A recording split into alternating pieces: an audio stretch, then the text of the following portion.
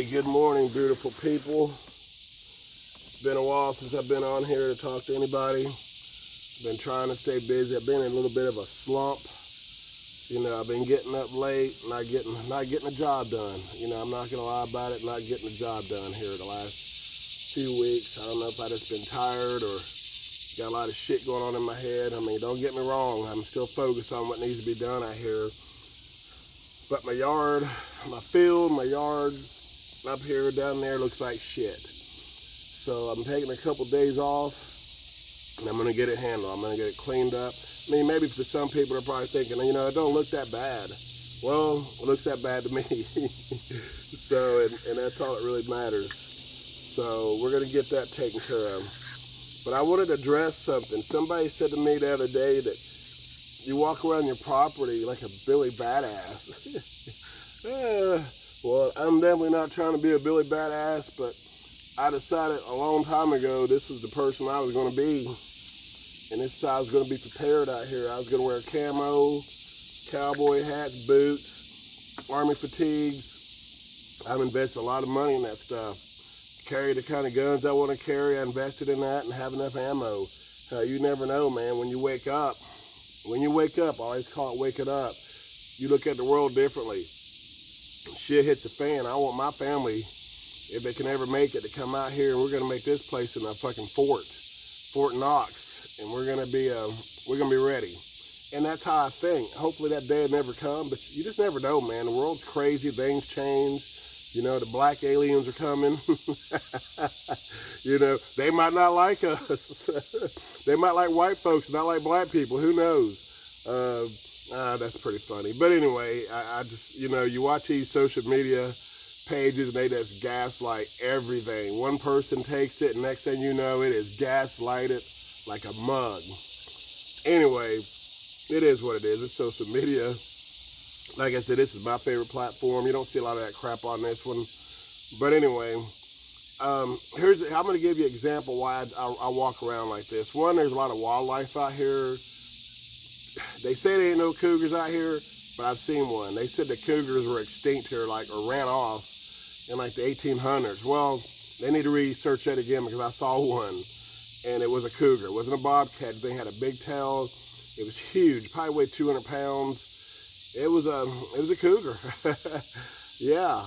And I've seen a couple big bobcats, foxes, coyotes. You know, hell, a black bear was spotted 12 miles from here. I really want some wild boar to come here because I want to shoot one and eat it. But anyway, I've not heard anything about that. But you know, and the snakes. There's just a lot of stuff out here that could hurt you, potentially kill you. Down to a tick, to a mosquito, to a rattlesnake, copperhead. But one of the reasons I do, last week, there was an incident in the city from here. The city is about 20 miles, 25 miles from here. An incident happened. This guy had shot somebody, got in an altercation with the police, shot at them, and got on the main road that comes to my house. And they said this guy was he was doing speeds of it. It was stolen. He got a stolen car. I think it was a Charger. He had that thing doing 145 miles an hour. They clocked him at one point, and he lost control of it and wrecked it about a mile from here, where I live, about a mile from where I live. Granted, this is rural. There's a big place down here where you can buy some stuff. It's one of the main things down here, but everybody thought he was going to go over there and maybe go through. Well, he actually came over in my woods, not my woods, but the property right over from mine. It's my property, a big field, and some more woods, and some people live up in those woods. Well, that's where this Yahoo decided to go hide out. He was on somebody's property. He could easily just walk through this field and been in my property. So I don't have a television. I have a weather radio, and of course I have my cell phone. But you know, when I'm out here working and doing stuff, I'm not really looking at all that. I rely on my dog and his motion detectors to let me know somebody's on my property. And my dogs will do it like that. Motion detectors, they go off all the time. And unfortunately, I'm getting too comfortable with the false alarms. I need to pay more attention to that. When they go off, I need to go research. I've gotten comfortable out here. I've gotten slacked. Well, that let me know that I can't be slacked because that guy was armed. He had a gun. He had a handgun. I think he had a 9mm and had used it. So like I said, I got shipping containers down there. I had a compound down there where I had a shooting range. He could hit in that. He could hide behind those containers. You know, I got a couple of tents up here that I keep stuff in. I never locked my RV. You know, I never locked it, never thought about locking it. Been here 2 years, I've never locked it. So, that's why 357 knife, 22, which I usually carry something more than a 22, but I have not I just wanted to walk around with this little 22 today because it's light. I had a lot of walking around. You know, I got my 9mm in my pocket with three clips. And that's how I do it up here. It's not that I want to be a Billy Badass. You got to be a Billy Badass. You don't want to be. You ain't trying to be. That's what you got to be. It's just that plain and simple. So if you're living off grid, if you're living so far in the middle of nowhere, it's not that, you probably don't encounter stuff like that. That's the third time that something like this has happened in this area, that somebody has ran from the police and wrecked around this area. And here's the thing. When it happened, 3 of my neighbors sent me a text. Hey dude, get locked and loaded. There's a guy that's armed in this area. My neighbors, 3 texts sent me as soon as it happened. Lock and load. We're lock and loaded. You get lock and loaded. Guy comes out here, light him up. That was it.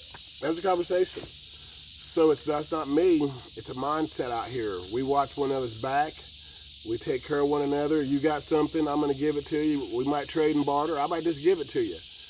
You know, when I was in Nashville, I knew something was calling me. Something was inside of me telling me, and I wish I'd done this when I was 30, 35 years old, but it was calling me to come out here.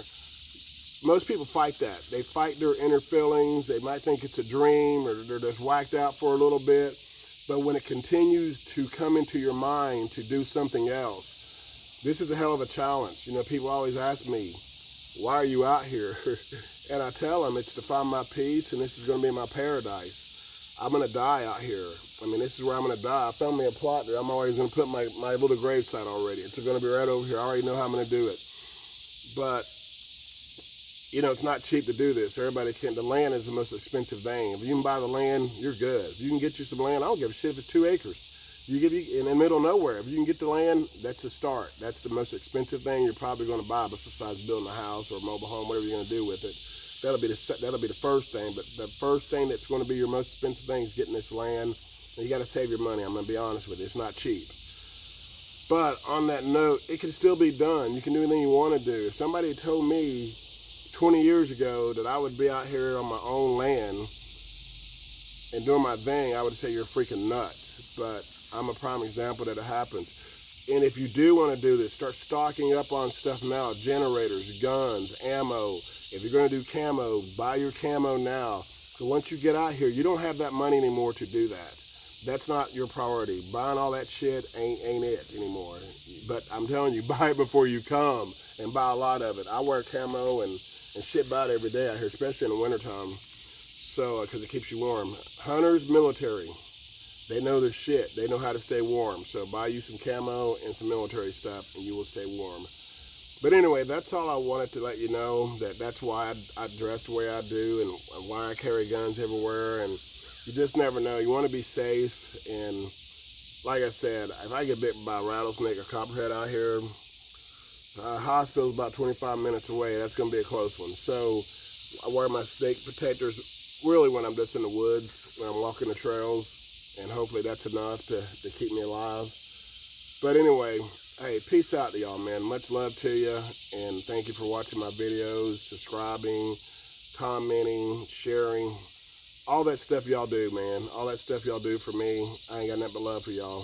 Appreciate it. Have a good rest of your day.